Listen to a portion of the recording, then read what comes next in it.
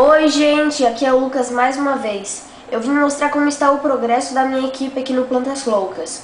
Agora eu vou mostrar minhas novas plantas.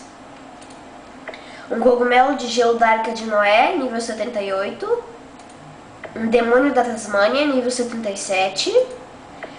Um Naruto de gelo, nível 77 também. Uma pétala de laranja, nível 75. Um Hawkeye mais 2, nível 74.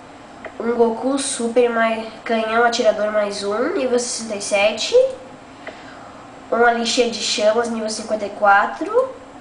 Um Roronoa-Zoro, nível 46. Um Nami, nível 25. Um Luffy, nível 24. O Sanji também, nível 24. Um Naruto Negro, nível 23. Um Rei das Pimentas, nível 22. E um Charme Vermelho nível 15 que eu estou guardando para trocar pelas Asparas quando chegar.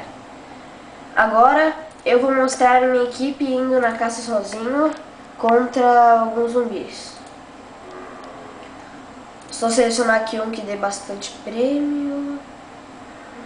Agora sim. Eu vou no modo difícil com essas minhas plantas aqui de elite. E agora a batalha começa.